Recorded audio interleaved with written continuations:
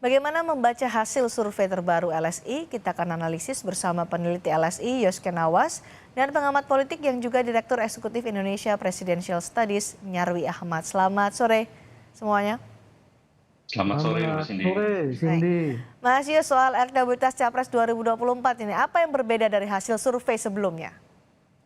Sebenarnya secara umum belum ada perubahan peta politik yang signifikan, Mbak Cindy, dalam soal Pilpres dan Pileg.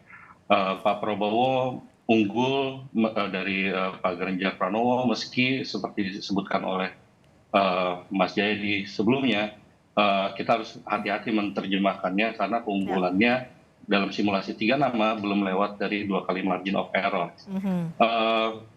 Tapi yang lain adalah yang harus digarisbawahi, selain kecenderungan dukungan terhadap Pak Prabowo yang naik dari survei bulan April dari 30,3% menjadi 35,8%, Pak Ganjar juga mulai rebound nih posisinya dan sekarang ada di 32,2% di bulan Juli 2023. Dan tren dukungan terhadap Pak Anies itu cenderung stagnan, bahkan agak sedikit menurun dari 25% ke sekarang 21,4%. Begitu, Mbak Cindy. Apa yang menyebabkan Prabowo meraih suara tertinggi dengan 35%? Bagaimana dengan Ganjar dan Anies? Ya, saya kira ada 3 faktor utama yang menyebabkan dukungan terhadap Pak Prabowo bulan Juli ini mencapai angka di sekitar 35%. Yang pertama, endorsement Pak Jokowi, Presiden Jokowi yang memang secara formal dan itu sudah disebutkan mendukung Pak Ganjar, cuman ada signal-signal yang ditangkap bahwa Pak Jokowi juga masih merestui pencalonan Pak Prabowo. Yang kedua yang harus digarisbawahi adalah gaya kampanye Pak Prabowo yang kalau kita perhatikan berubah beberapa bulan terakhir dan bahkan kalau dibandingkan 2019 sangat bertolak belakang seperti itu. Di beberapa kesempatan, misalkan Pak Prabowo keluar dengan gimmick menggunakan hoodie atau melontarkan candaan-candaan ringan di depan media, dan kemudian ada juga tim sosial media yang bekerja kencang gitu ya. Kalau kita lihat di Twitter, lihat di Instagram dan TikTok, itu juga mereplikasi pesan-pesan positif dan image positif yang coba diproyeksikan oleh Pak Prabowo. Dan yang mungkin satu hal yang penting juga adalah Pak Prabowo juga menunjukkan dirinya bahwa dia adalah seorang team player yang loyal pada Pak Jokowi, dan ini mungkin menarik minat sebagian pendukung Pak Jokowi, Presiden Jokowi untuk mendukung Pak Prabowo. Meski harus diingat sebagian besar lagi masih ada mendukung Ganjar Pranowo. Dan yang harus dilihat juga adalah merosotnya elektabilitas Pak Ganjar pasca isu Piala Dunia U20 tempo hari masih belum recover sepenuhnya, dan kami menduga ada yang mengalihkan dukungannya kepada Pak Prabowo. Demikian, Mbak. Itu adalah Prabowo Subianto dan bagaimana mutualisme dengan Ganjar Pranowo. Bagaimana dengan Anies Baswedan? Anda menyebut ini stagnan di sana. Ya, untuk dukungan terhadap Pak Anies Baswedan sendiri cenderung stagnan, bahkan agak sedikit menurun, dan ini berkorelasi dengan apresiasi publik terhadap pemerintahan Pak Jokowi. Jadi semakin Pak Jokowi dinilai positif oleh publik, oleh responden, ini mengakibatkan tergerusnya suara Pak Anies di survei seperti itu. Oke, baik. Mas Nyarwi, tadi di LSI juga sudah mengingatkan bahwa dari hasil survei ini secara mutlak iya Prabowo unggul dibandingkan Ganjar Pranowo, tapi secara statistik tidak karena belum melewati 2 kali margin of error. Apa maknanya untuk Anda? Ya, saya setuju ya dengan argumen Bung Yosken Awas tadi ya. Walaupun kalau kita lihat ya trennya ya dari data tren, saya baca data reportnya LSI itu kan mengalami peningkatan yang kompetitif ya, artinya meningkatnya lumayan bagus lah. Kalau kita lihat juga di sini ya Cindy ya, ada yang menarik ya, tingkat kepuasan Pak Jokowi yang meningkat itu juga ternyata diiringi dengan approval rating atau peningkatan elektabilitas Pak Prabowo juga. Tetapi harus diingat Tidak hanya dari margin of error tadi, belum melampaui 2 kali margin of error, itu kan angkanya baru 35 ya, kalau plus minus gitu kan bisa 37 atau 38. Ya. Jadi masih belum aman juga, kecuali misalnya salah satu kandidat itu 40% ke atas. Itu boleh dibilang katakanlah itu sudah leading gitu ya.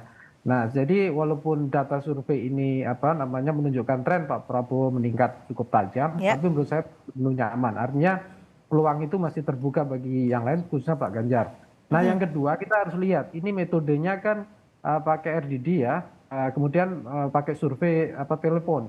Dan di situ kan kita lihat, tadi saya sempat lihat anatomi datanya juga, itu beberapa misalnya contoh ya, yang kita tidak, populasi tidak punya telepon ini sekitar 17%, artinya tidak tercover, tidak terrepresentasikan, itu satu. Yang kedua misalnya dari pendidikan, tingkat pendidikan misalnya, itu kan cukup besar tuh, khususnya pendidikan yang bawah ya, itu masih banyak yang kurang representatif juga. Tapi itu wajar karena kita kan pakai di sini kan kayak survei telepon ya. Jadi Nah, kalau kita lihat itu basis pemilih di situ banyak tuh yang ada kemungkinan besar lah katakanlah itu juga termasuk milih Ganjar di sana. Nah, di sini juga saya kira makanya itu angka ini sebelum sepenuhnya juga boleh dibilang ya menjadi angka yang menghibur Pak Prabowo gitu loh ya. Pak Prabowo tentunya ya senang ya mungkin ya dengan tren kenaikan ini, tapi belum sepenuhnya kemudian menyenangkan gitu ya, kira-kira gitu. unggul di survei ini tapi hati-hati ya, harus waspada begitu ya Mas Nyarwi. Iya gitu. Disebut juga nih soal masalah endorsement dari Jokowi, tadi disebutkan oleh Mas Yus. Apakah dengan hasil ini Ganjar Pranowo ada di bawah Prabowo Subianto meskipun tipis saja adalah hasil dari ambiguitas sikap Joko Widodo? Akan kemana nih? Akan ke Prabowo Subianto atau akan ke Ganjar? Hasilnya begini akhirnya, Ganjar Pranowo dan juga Prabowo Subianto tipis sekali. Ya, kalau endorsement Pak Jokowi saya lihat itu kan tadi juga sudah dijelaskan Mas Yus ya, Mas Yus Konawas. Itu kan juga terlihat. Jadi approval rating ke Pak Jokowi itu luar biasa impact-nya kan. Artinya dua-duanya itu mengalami eskalasi peningkatan itu dengan angka yang tadi misalnya tidak undecided voter atau tidak menentukan itu menurun kan gitu sampai ke angka 10% saya lihat. Nah, tetapi memang eskalasi yang paling agak lebih tinggi itu memang di Pak Prabowo gitu ya. Kalau dikatakan endorsement ya misalnya, saya kira efeknya itu ya ada, itu jelas ya ambiguitas. Tapi tentu saja bukan hanya endorsement saja, ya. Tadi Bung Yus juga menyinggung ya, cara campaign Pak Prabowo dan juga Partai Gerindra. Saya juga kebetulan ada riset juga melihat akun-akun itu ya, medsos partai maupun Pak Prabowo juga, termasuk capres yang lain.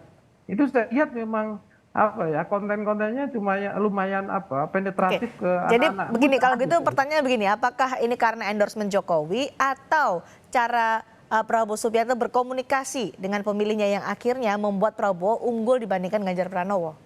Ya, dua-duanya tentu Cindy, tapi kalau dikatakan effortnya dari Prabowo dan timnya, saya kira ya mungkin ya dugaan saya overall kasar bisa 60% effortnya berkontribusi itu. Ya, kalau kita cek Instagram, akun-akunnya, terus yang lain, cara kampanye, kontennya, stylenya, saya kira lebih penetratif. Di data survei tadi juga kepotret kok. Kalau kita lihat report lengkapnya ya, itu penetrasi ke pemilih muda, ya pemilih muda itu untuk Pak Prabowo cukup besar dibandingkan kalau kita compare dengan Mas Ganjar gitu loh. Nah, bahkan misalnya penetrasi suara Mas Ganjar basisnya kalau dari sisi ini, misalnya saya tadi baca sekilas, itu masih banyak yang misalnya kategori Jawa gitu ya, yang sementara Pak Prabowo lumayan lebih merata gitu. Contoh saja ya dari sisi kategori yang lain. Artinya apa? Memang tidak hanya cukup dengan endorsement Pak Jokowi menurut saya, tapi juga effort atau usaha ya dari para capres ini itu juga dalam mendekati pemilih itu juga menjadi penentu gitu loh. Saya lihat memang ada kecenderungan Cindy, ini Pak Prabowo ini bukan hanya makin humanistik dalam mengapproach pemilih, tapi juga makin market oriented gitu loh, melihat kecenderungan apa yang dibaca oleh atau dirasakan oleh pemilih-pemilih dengan segmennya. Nah, tentu saja kandidat yang lain kira. Tapi bicara soal komunikasi kan, Ganjar Pranowo juga di sosial media juga komunikasinya menyentuh berbagai kalangan lah, mulai dari generasi muda sampai baby boomers kalau bisa kita bilang. Anies Baswedan juga sangat aktif di sosial media. Iya. Tapi kalau kita compare secara substansi, saya kira juga ada beberapa ya. Kan begini, ada model pendekatan apakah top down ataukah bottom up. Artinya gini, sebenarnya contoh yang dirasakan masyarakat misalnya generasi Z Alpha gitu ya, misalnya soal isu konten yang ringan, ngomongin mental health, entertaining dan seterusnya, Nah, saya kira kadang-kala isu-isu yang ringan itu juga menjadi daya tarik gitu ya, Oke. atau entertaining gitu. Nah, saya lihat juga kandidat yang lain memang perlu ya. Kadang-kala kita nggak hanya bisa bicara hal yang makro besar ya, Mhm. bicara ideologi Indonesia dan seterusnya. Nah, di sini juga perlu dikompasi. Memang perlu apa namanya, perlu perlu inovasi lah ya, Cindy, dan perlu Ya. customize ya soal ini apa. Dan di sini saya kira juga sekarang ini kan pergantungan ke platform digital ini Oke. makin besar, Baik. ini ya. Baik. Jadi algoritmanya juga terus berjalan sehingga Ada. ini Aha. inovasi terus-menerus gitu. Ada efek gaya komunikasi Prabowo Subianto ya sehingga hasilnya unggul dibandingkan Ganjar Pranowo di survei LSI. Iya, Mas iya. Yus, soal head to head capres, apa yang menarik dari temuan LSI dalam survei kali ini? Soal head to head capres, sebenarnya yang paling menarik adalah ada agak mengerucut kedua pasangan ya Hmm. ke Pak Prabowo dan Pak Ganjar gitu. Dan saat diadu melalui simulasi dua pasang nama, tiga pasang nama, Pak Ganjar dan Pak Prabowo itu ganti-gantian aja gitu, Oh. Mbak Cindy. Iya, Mhm. dan Pak Anies memang masih ketinggalan di belakang. Cuman yang menarik adalah saat Pak Prabowo diadu dengan Pak Ganjar aja Mhm. gitu, itu angkanya lumayan tuh, angkanya lumayan jauh antara Pak Prabowo dengan Pak Ganjar. Cuman lagi-lagi harus diingat, tadi Mas Nyarwi sudah bilang, ini juga masih permulaan kampanye, kampanye belum mulai, Ya. mesin belum panas, jadi masih banyak Oke. dinamika yang harus diwaspadai, Mhm. bahkan oleh Pak Prabowo meskipun secara absolut dia unggul, tapi kan secara statistik sebenarnya masih berada dalam posisi yang belum aman, Mhm. kayak gitu. Soal head to head yang unggul nih berarti yang mendapatkan suara dari Anies Baswedan begitu ya? Suara pendukung Anies Baswedan. Suara pendukung dari mungkin suara Anies Baswedan stuck di angka sekitar 20-an%, Mbak. Cuman sisanya itu kan dapat dukungan dari mereka yang belum memilih sebelumnya, Mbak. Oke. Atau yang mengalihkan dukungan gitu, yang tadinya dari Pak Ganjar pindah ke Pak Prabowo, atau yang Mhm. sebelumnya belum menentukan pilihan. Dan Mhm. itu sampai saat ini pun masih ada di angka 2 digit tuh, di atas 10% yang masih belum menentukan pilihan. Dan Oke. itu masih membuka peluang buat semua kandidat sebenarnya saat ini untuk Memperebutkan mereka yang belum. memperebutkan ya. Aha, memperebutkan swing voters ini ya. Kalau soal Betul. cawapres nih, Mas Yus, nama Erick Thohir Ya, kan selalu di posisi teratas, termasuk juga di hasil survei LSI ya. ya. Yang Hmm. menarik, Pak Erick Thohir sekarang ada biasanya itu Pak Ridwan Kamil, cuman sekarang Pak Erick Thohir itu ada di angka di top 5-nya itu Pak Erick Thohir 14,3%, atau di simulasi 7 nama Pak Erick Mhm. Thohir keluar dengan 21,2%, diikuti Pak Ridwan Kamil, Pak Mahfud, Mas Ahaye, Mas Sandi, dan ada juga Bu Kofifa dan Pak Erlangga gitu. Dan ini terus terang cukup surprising, dan mungkin banyak faktor yang berkontribusi terhadap naiknya popularitas Pak Erick Thohir gitu. Mhm. Karena belakangan juga soal bola, soal PSSI, posisi Mhm. dia yang sering muncul di media itu juga berkontribusi saya kira terhadap naiknya dukungan terhadap Pak Erick Thohir. Apalagi kalau dilihat di satu segmen survei yang lain, Mhm. dari 50 orang yang tahu, 50 responden yang tahu Erick Thohir, dari yang mengetahui Pak Erick Thohir 90% menyatakan sangat puas dan puas terhadap kinerja beliau sebagai ketua PSSI. Mungkin ini berkontribusi terhadap kenaikan Pak Erick Thohir, dukungan terhadap Pak Erick Thohir. Oke, baik Mas Nyarwi, baik cawapres ini juga menarik untuk disimak karena namanya suka berubah-ubah. Biar kemarin beberapa saat lalu dalam hasil survei Sandi yang unggul. Tapi saat ini ada nama Erick Thohir yang mengungguli Sandiaga Uno. Ada nama Mahfud MD juga masuk dalam radar. Analisa Anda soal ini? Ya, saya lihat ya visibilitas Pak Erick ya di publik itu, Pak Erick itu ingat ya, apa harus kita lihat ya, Cindy. Itu berbeda dengan yang tadi nama disebutkan ya, seperti Pak Sandi maupun Pak Mahfud, nama-nama top lah ya yang sudah masuk di radar survei. Karena Pak Erick ini punya dua panggung sekaligus, kalau Ya. satu sebagai Menteri BUMN, yang Mhm. kedua itu PSSI kan gitu. Mhm.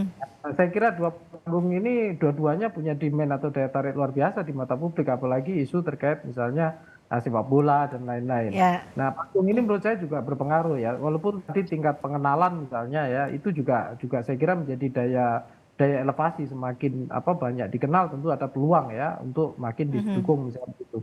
Tetapi kan saya lihat Pak Erik ini juga stylenya juga saya kira juga acceptable ya di kalangan terutama anak muda dan seterusnya.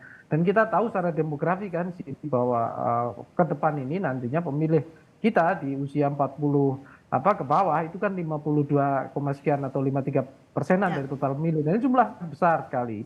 Dan Pak Erik juga aktif tuh di berbagai platform digital ya saya lihat. Dan ini saya kira juga luar biasa ya dengan misalnya konten-konten yang disajikan cukup real ya. Ya. Dari isu-isu yang populer, isu-isu sampai termasuk ada mahasiswa saya meneliti juga tentang Korea, itu Korean Wave misalnya. Sampai masuk berbagai isu itu ya begitu.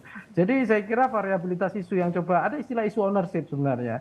Nah, ini Pak Erik saya lihat berusaha menjangkau dengan daya tarik isu ownership yang makin luas untuk jangkau pemilih yang makin lebar. Nah, ini saya kira cawapres yang lain juga mungkin perlu ya namanya berkompetisi ya, perlu juga melihat juga apa yang bisa dilakukan untuk memperluas ya penetrasi potensi pasar yang bisa didapatkan ya menjelang Pilpres mendatang. Saya kira itu. Ini tadi disebutkan oleh juga Mas Yos, ada swing voters yang bisa diperebutkan oleh 3 baca pres menjelang pemilu 2024. Jumlahnya besar ya, 2 digit ya, di atas 10% nih.